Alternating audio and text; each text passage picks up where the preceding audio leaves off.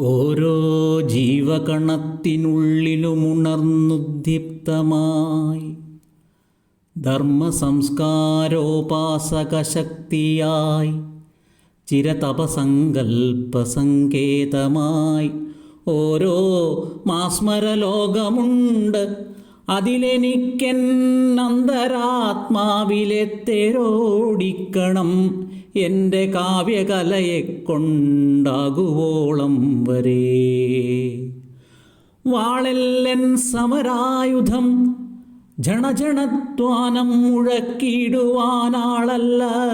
N കരവാളുവിറ്റ് ഒരു മണിപ്പൊൻവീണ വാങ്ങിച്ചു ഞാൻ.